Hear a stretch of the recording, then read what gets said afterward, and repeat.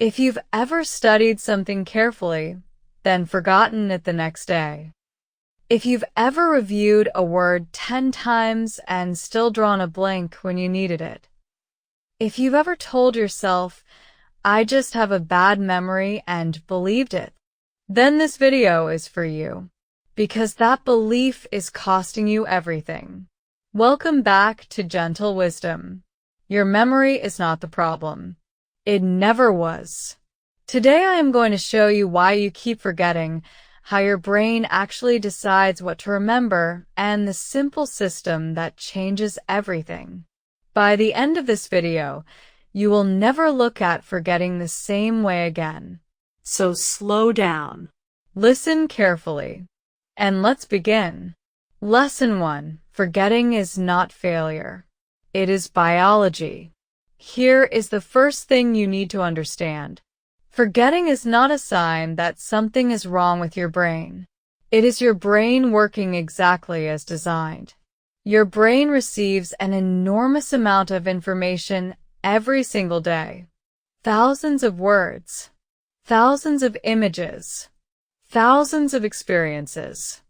It cannot possibly keep all of it, so it makes choices. It keeps what it believes is important, and it lets go of what it believes is not. The problem is not that your brain forgets. The problem is that your brain does not know yet which information matters to you. You studied a word once. Your brain saw no signal that it was important, so it let it go. This is not failure. This is efficiency. The German psychologist Hermann Ebbinghaus discovered something remarkable over a century ago. He found that humans forget information in a predictable curve. Within one day, we forget roughly 70% of new information. Within a week, up to 90%. This is not a personal weakness. This is how every human brain works. The solution is not to blame your memory. The solution is to give your brain the signal it needs.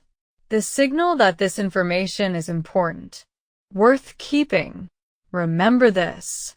Stop reviewing information once and hoping it stays. Your brain needs a reason to keep it. Lesson 2. Your brain remembers what it is asked to recall. Here is how memory actually works. Your brain does not store information like a hard drive. It rebuilds it every time you need it. And here is the critical insight. Every time you successfully recall something, the memory becomes stronger. Every time your brain rebuilds that information, it becomes easier to rebuild next time. This means that the act of remembering is itself the learning. Not reading. Not highlighting, not listening, remembering. When you study a word and then immediately look at the answer, you are not learning. You're just reading. When you study a word, close the book, and try to recall it from memory, you're learning. Every struggle to remember is making the memory stronger. There was a learner named Sora.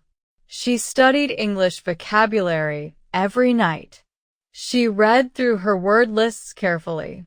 She felt productive. But every week, she tested herself and found she had retained almost nothing.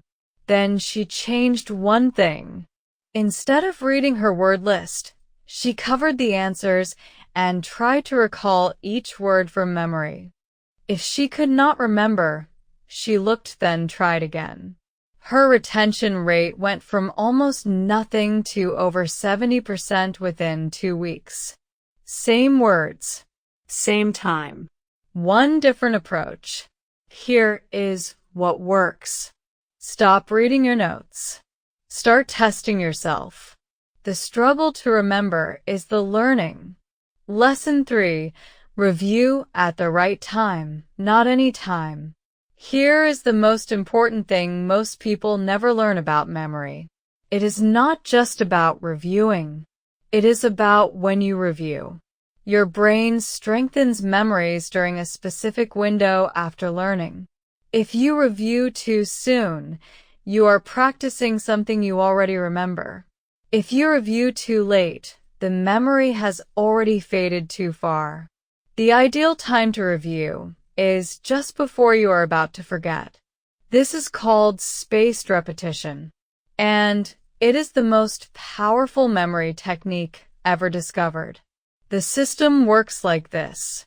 Review new information after 1 day, then after 3 days, then after 1 week, then after 2 weeks, then after 1 month.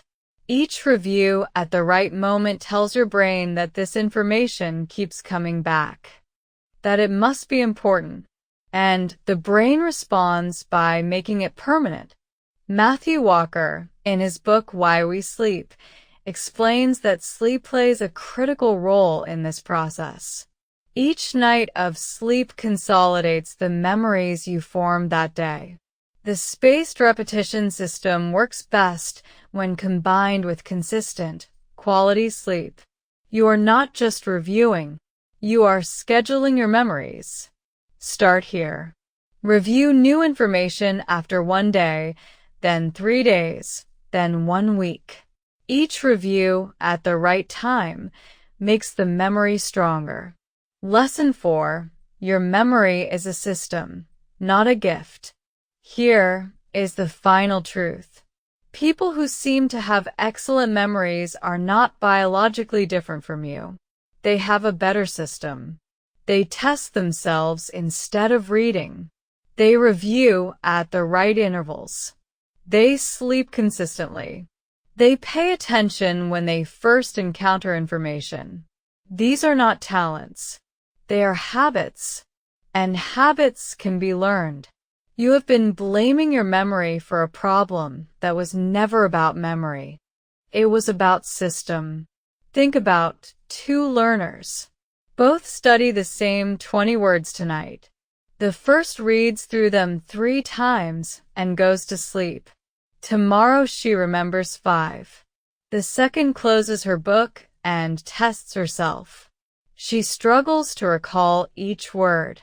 She checks the one she missed and tries again.